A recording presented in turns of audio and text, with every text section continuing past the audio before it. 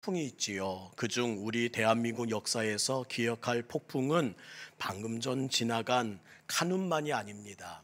진정으로 국권을 상실한 사건, 소위 한일 합방의 수치라고 할 수 있는 이 사건을 잊지 말아야 합니다. 1910년부터 1945년 무려 35년간을 우리는 일제 식민지의 절망 속에서 살아왔습니다. 민족의 우리 민족의 문화, 언어, 심지어 개인의 이름까지 뺏기는 고통의 시간이 무려 35년이었습니다. 그런데 오늘의 다음 세대들을 광복절을 어떻게 기억하냐는 설문에 이렇게 나이 순으로 대답하더군요. 어린아이는 이렇게 말합니다. 달력의 붉은 글씨 중에 하나입니다. 좀 더 성숙한 아이는 그렇게 말하더군요. 공휴일 아닌가요? 청년들이 말합니다. 보너스로 주어진 마지막 여름 휴가지요. 이것이 광복절에 담겨져 있는 우리 다음 세대의 의미라는 겁니다. 옹고지신이라는 말이 있지요. 옛것을 익혀서 새로운 것을 안다는 것입니다. 역사를 공부해서 현재와 미래를 열어간다는 뜻이겠지요. 그만큼 역사의식은 중요합니다. 그래서 교회가 먼저 앞장서 청년들과 함께 드리는 이 예배를 통해 우리 다시 한번 해방기념주의를 지키는 일 또한 중요하다 생각이 들었습니다. 지나간 우리 시대, 그 시대에는 어떤 교훈이 있었는지를 돌아보고 배워야 합니다. 오늘 읽은 우리 에베소서의 마지막 끝자락의 말씀을 우리 광복절 메시지로 함께 적용해 보면서 오늘 은혜의 말씀 이어가고자 합니다. 노래 한 곡을 들었습니다. 이렇게 표현해도 될지 모르겠어요. 제가 들은 찬양을 제외하고 애국가 다음으로 제 마음에 담았던 노래입니다. 제목이 거유의 꿈이라는 거였어요. 얼마나 처음부터 끝까지 그 모든 일들이 제 마음에 다가왔는지 꿈에 대한 응원을 담은 이 노래를 들을 때마다 제 마음이 풍족해지더라고요. 이런 가사입니다. 난 꿈이 있었지요. 버려지고 찢겨 남루하여도 내 가슴 깊숙이 보물과 같이 간직했던 꿈. 혹때론 누군가의 뜬모를 비웃음도 또 내 등 뒤에 흐를 때도 있었지만 난 참아야 했죠. 또 참을 수 있었죠. 왜? 그날이 있기에 또 그 꿈이 있기에 참아내었다는 그런 고백을 담고 있는 노래입니다. 그동안 에베소서를 통해 우리는 교회의 꿈이 무엇인지를 함께 나눴습니다. 교회는 하나님이 만세전부터 세우신 신적 기관이고 또한 구원은 하나님의 구원받은 사람들의 모임이 바로 교회라는 겁니다. 하나님께서 직접 세우신 곳 바로 그것이 교회입니다. 교회는 하나님과의 수직적인 관계를 통해 사람과의 수평적인 관계를 통해 조화를 이룰 때만 비로소 교회는 교회다워지고 성도는 성도란 이름을 갖게 된다는 겁니다. 저는 이 조화가 하나님의 은혜 안에서 이루어질 수 있기를 간절히 소망합니다. 따라할까요? 교회가 살아야 나라가 삽니다. 교인이 교인다워져야 나라가 삽니다.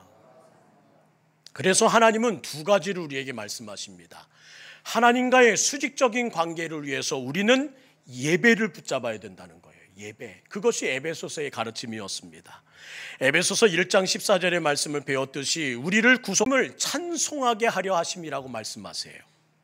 하나님의 예배자로 저와 여러분을 십자가에서 구속하셨고 또한 예수 그리스도의 보혈로 하나님의 영광을 맛보게 하신 이유가 무엇이냐? 하나님을 찬송하는 예배자로 삼으셨다는 겁니다. 그러므로 동북교회의 첫 번째 사명, 교회의 첫 번째 사명, 교인이 교인다워지는 첫 번째 사명은 예배에 목숨을 걸어야 한다는 겁니다. 엘리 제사장의 두 아들이 있었습니다. 하나님이 이들에게 이렇게 말씀하십니다. 저들이 나를 멸시하는구나. 그러기에 나도 그들을 멸시하여 그들의 모든 축복을 빼앗아 버리겠다. 하나님을 멸시했다는 그 기준이 무엇이었습니까? 그들이 예배를 소홀히 했다는 겁니다. 예배를 소홀히 여기는 그들의 모습을 보시고는 하나님께서는 저들이 나를 멸시했다고 단정지으십니다. 아시겠어요? 그가 예배하는 태도를 보면 하나님을 대하는 태도를 알 수 있고 그가 예배드리는 모든 횟수를 보면 그가 하나님을 존귀히 여기는지, 얼마나 귀한 분으로 여기는지 하나님은 알 수 있다고 말씀하신다는 겁니다. 우리 어른들은 이 찬양을 콧노래로 부르며 살았던 것을 저는 기억합니다. 오늘 집을 나서기 전 기도했나요? 오늘 받으른 종이 위에 기도했나요? 기도는 우리의 안식, 빛으로 인도하리. 여러분은 지난 주 중에 얼마나 하나님을 예배하셨습니까? 하나님의 이름을 얼마나 부르셨고 하나님을 찾는 횟수는 얼마나 많았는지를 다시 한번 기억해 보면서 나는 집을 나설 때마다 주님을 의지하며 살아왔던 예배자인지를 물을 수 있기를 원합니다. 이런 말을 들으면 이런 말씀하세요. 마음만큼은요, 우리 주님 얼마나 사랑하는지 목사님은 모르십니다. 사랑해 보셨잖아요. 사랑은 만남의 횟수와 관계가 있다는 겁니다. 사랑의 뜨거움은 보고 싶은 마음으로, 사랑의 뜨거움은 만나고 싶은 마음으로, 사랑의 뜨거움은 데이트에 하고 싶은 그 갈망으로 가득 찹니다. 예배에 충성을 다하는 사람은요, 하나님을 사랑하는 사람이요, 하나님을 향한 지식이 깊어지는 사람입니다. 그러므로 너무나 귀한 기준 중의 기준이 바로 내가 얼마나 예배를 소홀히 여기지 않느냐에 따라서 나의 신앙은 평가된다는 겁니다. 사회개혁, 상담, 행정, 치유, 구제 등은 전문 세상의 모든 기관들도 다 할 수 있습니다. 그러나 저들이 감히 절대 흉내낼 수 없는 것이 무엇인 줄 아십니까? 예배와 기도는, 말씀을 나누는 우리의 교제는, 하나님의 은혜를 끼치는 우리의 만남은 세상 그 어느 것도 감히 흉내낼 수 없는 교회만의 특권이라는 사실을 우리는 잊지 말아야 합니다. 그래서 교회는 옛날부터 구제보다 예배가 먼저입니다. 상담보다 예배가 먼저입니다. 행정보다 예배가 먼저입니다. 이 모든 마음으로 가치 있게 성장해 온 것이 우리 한국교회임을 잊지 마시고, 그 교회가 이 나라를 지켰고 그 예배가 이 땅을 이만큼 아름다운 땅으로 만들었던 것을 잊지 않는 우리 동북교회 되기를 간절히 소망합니다. 이 수직적인 예배의 관계 위에 수평의 관계가 있습니다. 바로 그것이 교제라는 겁니다. 교회는 단수가 아닙니다. 교회는 이렇게 정의됩니다. 하나님께 부름받은 사람들의 모임, 복수로 표현되는 것이 교회입니다. 성도는 사람들과 함께 어울릴 때 하나님의 은혜는 더 깊어지고 더 많아지는 겁니다. 우리의 관계가 멀어지고 코로나로 이루어진 이 모든 서먹서먹한 관계의 거리가 계속 이어지면 우리는 믿음도 떨어질 수밖에 없고 은혜도 소진해질 수밖에 없습니다. 속히 회복해야 합니다. 서로의 관계를 회복해야 되고 서로가의 만남을 회복해야 합니다. 건강한 신앙은 다른 데 있지 않습니다. 함께 모여야 합니다. 건강한 신앙은 함께 나눠야 합니다. 건강한 신앙은 함께 교제하고 함께 모이기에 힘쓸 때에 비로소 완성되는 겁니다. 그런 의미에서 에베소서 마지막 결론 부분에서 이상적인 교인의 모습을 우리에게 제시합니다. 이런 이상적인 교인이 함께 모일 때 이상적인 교회가 되지 않을까요? 이런 이상적인 교회가 될 때 이상적인 대한민국 되지 않을까요? 이 지역이 이상적인 하나님의 나라 되지 않을까요? 오늘 그 마음 가지고 한 사람을 주목하랍니다. 그러면 이상적인 교회가 되어 여기가 바로 하나님의 나라입니다 라는 것을 동대문구에 선포할 수 있는 동북교회가 될 수 있다고 말씀하신다는 겁니다. 저는 그 이상적인 교인의 모델로 두기고를 오늘 함께 살피고자 합니다. 우리가 어떤 교인이 되어야 할까요? 두기고가 어떤 인물이었을까요? 첫 번째, 먼저 사랑을 받은 교인이었다는 겁니다. 사랑을 받은 교훈. 우리 21절 말씀 볼까요? 나의 사정 곧 내가 무엇을 하든지 너희에게도 알려라 하노니 사랑을 받은 형제 두기고. 사랑을 받은 형제. 두기고는 일하기 전에 충만한 사랑을 받은 사람으로 기록됩니다. 너무나 중요한 순서가 있습니다. 일과 사랑. 그런데 사랑을 먼저 받아야 된대요. 저희 교회는 새 가족이 등록합니다. 그리고 교우들이 저에게 와서 이런 말씀합니다. 제가 어디서 봉사하면 좋을까요? 제가 어디를 섬기면 좋을까요? 질문하시는 분들 계세요. 그러면 제가 이렇게 말씀드립니다. 사랑 받으십시오. 사랑 받으십시오. 일하려고 일을 찾지 마시고 이곳에서 그 감동을 일하는 곳에 쓰지 마시고 먼저 사랑입니다. 예배를 통해 하나님 사랑 받아야 하고 성도들과 교제를 통해 교우들의 사랑이 무엇인지를 경험하십시오. 대전받는 일을 통해 심령이 충만해진 후에 성령 충만하여 일해도 늦지 않으니 일단 예배를 통해 하나님과 교제하시고 예배를 통해 주신 은혜를 가지고 성도들과 만나는 여러분 되기를 원합니다. 왜 이 과정이 필요할까요? 사랑받아야 되는지요. 여기 앉아있는 여러분은 상처 입은 사람들이기 때문입니다. 옆에 앉아계시는 모든 분들이요 훤하게 보이고 건강해 보이지만 다 마음에 상처가 있으신 분들이라는 거예요. 헨리 나우원이 쓴 상처 입은 치유자라는 멋진 책이 있고 그 책을 볼 때마다 멋진 명언이 등장합니다. 하버드대학 교수를 내려놓고요 복지기관에 들어가 정신지체 장애우들과 함께 자신의 여생을 바친 한 분, 그가 바로 헨리 나우원입니다. 그는 책 한 권을 쓰며 이렇게 말합니다. 상처 입은 치유자가 되십시오. 우리가 받은 상처가 도리어 다른 사람을 치유할 수 있는 도구가 될 것입니다. 상처 입은 사람이 동일한 상처를 직면한 사람들의 마음을 더 잘 위로해주고 좋은 길로 인도할 수 있는 하나님의 끈이 된다는 거예요. 왜요? 그에게는 그 경험이 있기 때문입니다. 그의 마음에는 상처의 흔적이 있기 때문입니다. 그런 의미에서 우리의 모든 상처는 하나님의 사명, 하나님의 거룩한 끈이 된다는 거예요. 근데 이때 중요한 것이 있습니다. 상처 입은 치유자는 반드시 자기가 먼저 그 상처를 치유받은 사람이 되어야 된다는 거예요. 치유받은 사람. 그 치유가 어디서 이루어지느냐? 사랑에서부터 이루어진다는 겁니다. 상처가 있습니다. 그러면 다른 사람과 다를 바 없어요. 상처를 치유하고 소망을 입은 사람이 된다는 것은 상처 입은 사람에게 다가가 나에게도 그런 상처가 있었습니다. 나에게도 그런 흉터가 있어요 라고 말할 수 있는 사람이 된다는 겁니다. 저는 사회기관이나 복지기관에서 일하는 사람들을 종종 만나게 됩니다. 때로 그분을 만날 때마다 이런 느낌이 들어요. 아직 저분의 마음에는 상한 감정이 있구나. 분명 사명자로 그들을 향한 아픔이 있기에, 그들에 향한 부담감이 있기에 사역의 현장으로 뛰어들었습니다. 그러나 그곳에서 상한 감정으로 일하게 되니까 뭐가 나타나는 줄 아세요? 아직도 그 마음의 상처가 아물지 않았기 때문에 그를 통해서 받은 사람들이 일어서 역사하는 모든 일들이 오히려 더 폭력적인 성향을 만들고 오히려 그의 손을 잡고 일어선 사람들이 더 반항적인 사람이 되더라는 겁니다. 왜요?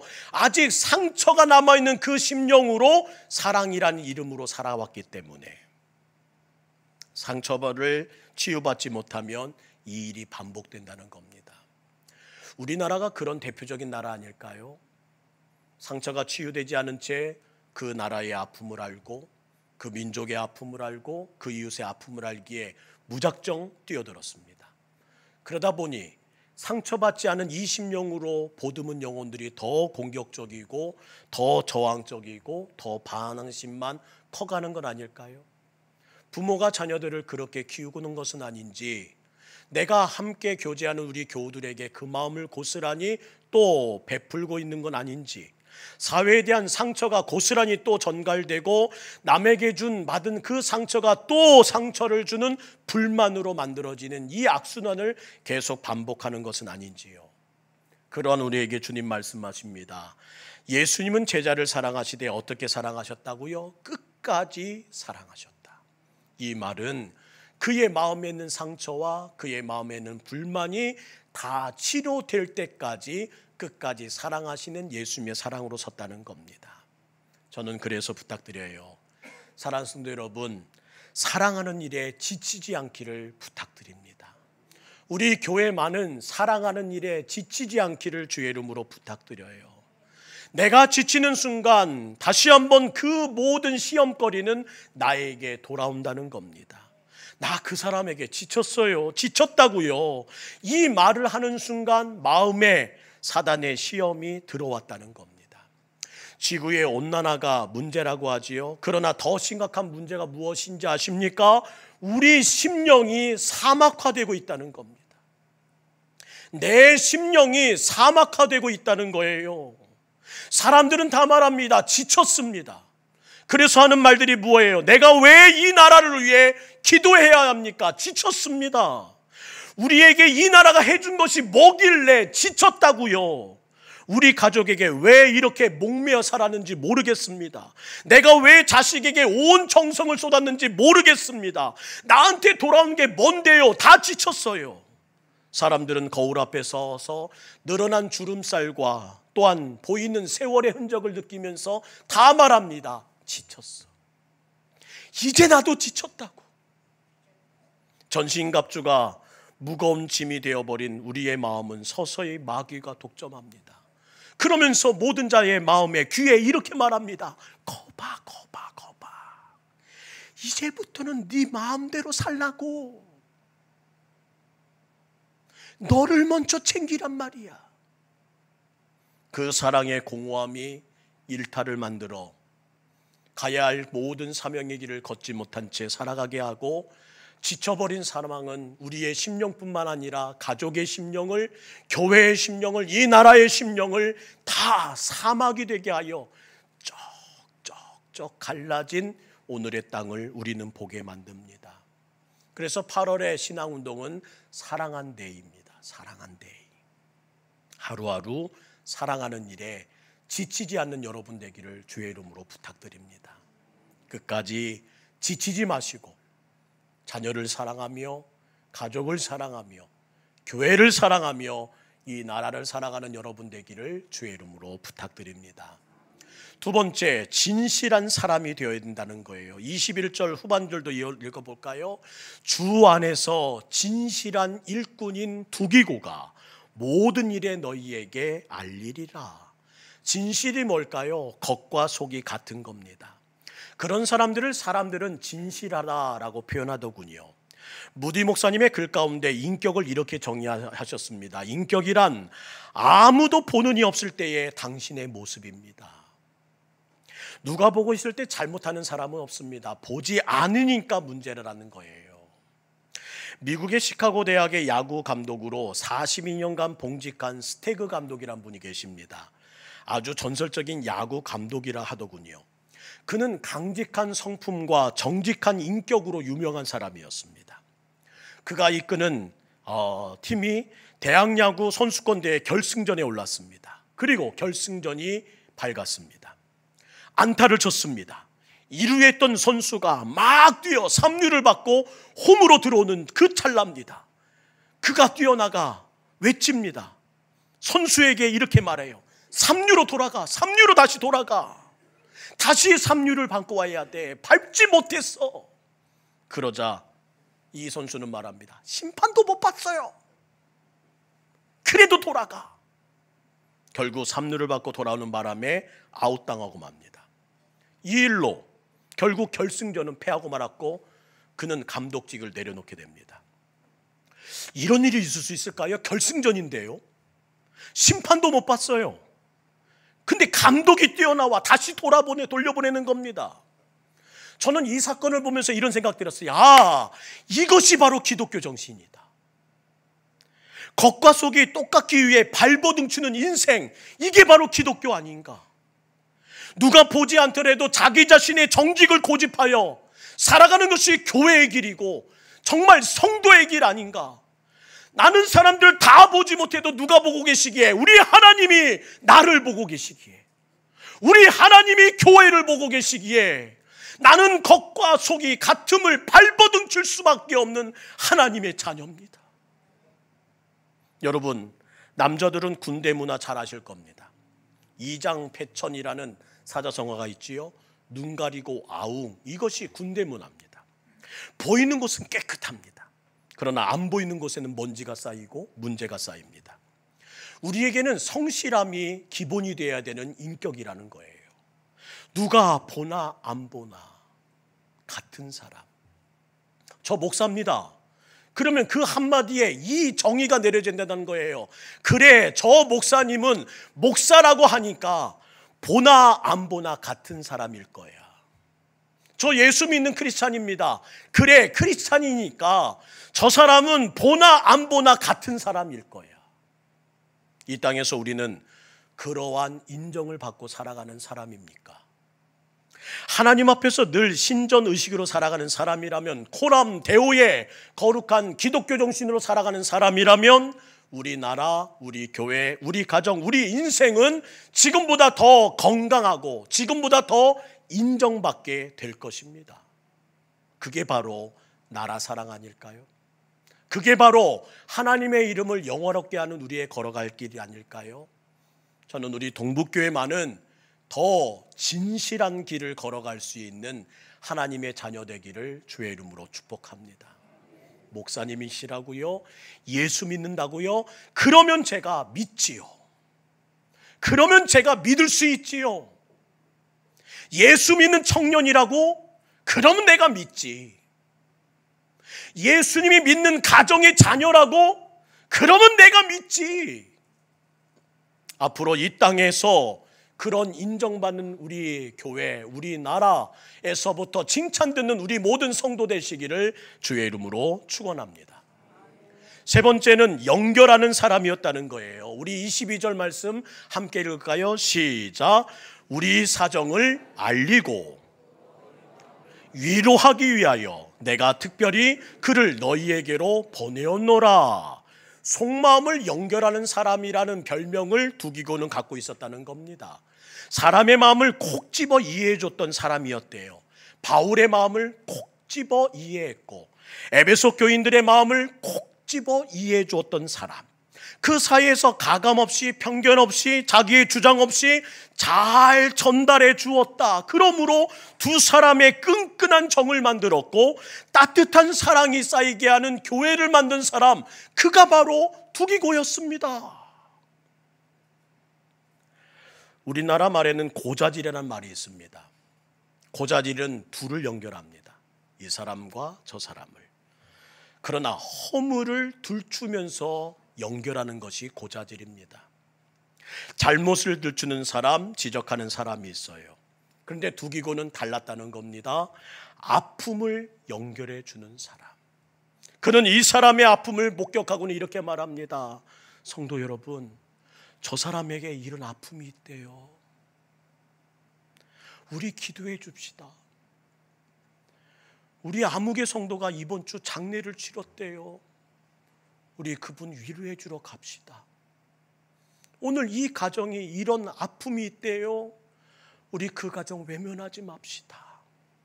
이것이 바로 두기고가 서 있던 그의 입술에서 나왔던 말들이었고, 그 말들이 이 성도와 저 성도를, 저 성도와 이 성도를 연결하는 가교의 역할을 감당했다는 거예요. 우리 기도해 줍시다. 더 사랑해 줍시다. 더 이해해 줍시다. 더 품어줍시다. 서울여대 장경철 교수님이란 분이 계세요. 그분은 항상 본인을 소개할 때 오늘의 설교 제목처럼 소개합니다. 나는 축복의 유통업자입니다. 유통업이 뭐죠? 여기 있는 것을 저기로 옮기는 직업입니다. 저기 있던 것을 여기로 옮겨주는 직업이 바로 유통업입니다. 교수님은 옮기는 사람이래요. 내가 받은 축복을 나는 옮겨놓는 사람입니다. 내가 깨달은 하나님에 대한 지식을 이곳으로 학생들에게 옮겨놓는 교수입니다. 내가 받은 은혜를 모르는 사람에게 하나님께서 옮겨놓으라 부르신 자가 바로 접니다. 멋지지 않나요? 주님의 축복을 여기저기 나눠줌으로 모든 사람이 그 축복을 받을 수 있도록 부름받은 사명자, 그가 바로 자신이라는 거예요. 저와 여러분도 유통업자가 되길 원합니다. 슬픔을 느끼는 사람에게는 위로의 유통업자가 되고, 아픔을 느끼는 사람에게는 축복의 유통업자가 되고, 낙심한 자에게는 소망의 유통업자가 돼서 여기 있던 나의 소망을 저곳으로, 이곳에 있는 나의 은혜를 저곳으로 함께 옮겨가며 가교의 역할을 감당하는 우리가 되기를 소망합니다. 이런 교회가 되면 제일 먼저 나타나는 현상이 뭘까요? 긴장감이 사라질 거예요. 왜요? 나는 교회 가면 나를 이해해주고 내 슬픔도 내 아픔도 내 절망도 이해해줄 수 있는 사람 이 세상엔 없지만 동북교회만 가면 있어. 그 마음을 가지고 오니 이 자리가 얼마나 평안해지겠어요. 그런데 안타까운 것이 뭡니까? 우리들은 교회에 오면 더 긴장합니다. 저도 긴장하고 여러분도 긴장하고 그러면서 말해요. 오늘 절대 말 조심해야 돼. 이 말 한마디 잘못했다가는 그냥 얼마나 큰일이 벌어지는지 몰라. 여보, 절대 흐트러진 모습 보이지 마. 우리는 긴장으로 예배드리다 보니 그 긴장감이 예배의 자유를 다 빼앗아 버렸습니다. 누군가 손들고 찬양하는 모습을 왜 저래? 누가 예배 시간에 아멘 하면 왜 저래? 누군가 펑펑 운다고 생각해 보세요. 나가면 또 웅성웅성거릴까요? 야, 아무개 권사 무슨 일 있어? 왜 저렇게 울어? 왜 저래? 그 모든 긴장감이 예배에 대한 자유를 다 빼앗은 채 그냥 가면을 쓰고 자유함이 없는 예배를 드리는 오늘의 한국교회를 바라보며 주님께서 말씀하지 않을까요? 왜 이리 예배에 소홀히 여기느냐? 가교의 역할을 담당하는 유통업자가 돼요. 그렇게 울을 수밖에 없는 이유는 무엇일까? 다가가 함께 안아주고 손을 온몸이 들고 찬양하는 그 자리에 나도 찬양하면서 하나님 우리의 예배를 받으소서 함께 할 수 있는 그런 마음, 이곳에서 아멘하는 그 모든 애절한 목소리와 간절함을 주여 나도 힘을 보태고 싶사오니 나의 아멘이 이 예배를 하나님 부흥케 하여 주옵소서. 기도하는 그 역사가 일어난다면 얼마나 좋을까요? 이 소망을 가진 저에게 처음에 들려왔던 거위의 꿈이라는 이 가사는 너무나 큰 위로가 되었습니다. 그래, 이 꿈 꾸고 다시 시작해야지. 다시 불끈 주고 이 나라를 위해 힘을 다해 외쳐봐야지. 어떤 노래인지 궁금하시죠? 우리 시간은 같지만 좀 거위의 꿈이라는 영상 하나 보내드리고 가사를 한번 여러분의 마음에 담아보세요. 참 위로가 됩니다. 우리 젊은이들이 아실 줄 모르겠어요. 인순이가 부릅니다. 거위의 큰 감동을 받는지 아시겠죠? 그 가사를 듣는 순간에 그래, 날아봐야지. 근데 이 꿈을요, 우리 대통령도 꾸고 있습니다. 이 꿈을 국회에 있는 모든 사람들도 꾸고 있고, 이 땅을 새롭게 바꾸고 싶은 기업인도 꾸고 있고, 우리의 청춘들도 꾸고 있습니다. 그러나 오늘 제가 드리는 마지막 메시지는 이겁니다. 그 꿈으로 될 수 있었다면 이 땅은 벌써 바뀌었을 겁니다. 그 모든 운명의 벽을 뛰어넘을 수 있는 인간의 힘으로 되었다면 이 땅은 정말 하나님의 나라가 되어 교회는 교회대를 향하여 이것이 하나님의 나라입니다. 성도들은 이곳에 서서 당신은 믿을 수 있는 사람입니다라는 인정을 받았을 겁니다. 그러나 인간의 힘과 인간의 의지와 인간의 결단으로는 안 된다는 거예요. 그러므로 오늘 우리는 다시 한 걸음 더 나가야 합니다. 저 일이 비상하고 다시 시작하고 다시 일어나는 일이 내 힘으로는 어렵다는 것을 발견했습니다. 그때 주님이 내게 다가오셨죠. 이전에는 제 꿈을 믿었습니다. 나를 지켜보라고 외쳤습니다. 저 차갑고 서 있는 운명의 벽 앞에 당당히 마주쳐는 교회가 되고 성도가 될 테니 이 두 손 불끈진 이 일이 어떻게 되는지를 바라보라고 외쳤습니다. 그러나 지난 모든 시간들 동안 우리는 쉽지 않았음을 인정합니다. 번번이 나의 깊은 감정 때문에, 번번이 교회 안에 있는 상한 감정 때문에, 번번이 하나님의 이름을 붙들지 못하고 초라해지는 복음을 믿는 자들 때문에 오늘 다시 한번 우리는 원점으로 돌아가 그 꿈을 다시 꿔야 되는 자리로 추락하고 말았습니다. 그래서 오늘은 이렇게 외치려고 합니다. 난 주님을 믿어요. 나를 지켜봐 주세요. 저 차갑게 서 있는 운명의 벽 앞에 당당히 마주칠 수 있도록, 나 그 벽을 넘어 저 하늘 높이 날 수 있는, 교회를 교회답게, 성도를 성도답게 하는 하나님의 거룩한 나라의 능력을 내게 주시어서 이 무거운 세상도 교회를 응원할 그날을 주님과 함께 만들어가고 싶습니다. 날 주님 도와주세요. 주님, 우리 교회 좀 도와주세요. 주여, 우리 가정 좀 붙들어 주세요. 다시 이 꿈을 꾸고 나아가는 여러분 되기를 원합니다. 우리 스크린을 보고 함께 제가 기도문 하나를 작성했는데요, 함께 읽어 나갈까요? 시작. 하나님, 제 힘이 되어 주세요. 지금까지 저는 제 자신을 믿고 살아왔습니다. 이 시간 우리의 죄 때문에 십자가에 돌아가시고 또한 부활하신 것을 믿습니다. 예수님께서 저희 죄 때문에 십자가에 돌아가시고 또한 부활하신 것을 믿습니다. 지금 이 시간 제 마음의 문을 엽니다. 예수님께서 제 마음에 들어오셔서 저의 구주와 주님이 되어주세요. 이제부터 제가 하나님 앞에 설 때까지 축복의 유통업자가 되게 해주세요. 제 삶을 인도해 주세요. 다시 나라를 위해, 가정을 위해, 나의 심령을 위해 붙들어야 될 기도 제목 아닐까요? 하나님 앞에 서서 다시는 국권을 상실하지 않겠다는 우리나라의 꿈, 다시는 어리석은 길을 걷지 않겠다는 우리 교회의 꿈, 다시는 기회를 놓치기 싫다는 우리 가정의 꿈, 참고 또 참고 견디고 또 견디면서 나의 꿈을 위해 달려가는 오늘 우리에게 필요한 한마디는 주님 도와주세요. 주님 도와주세요.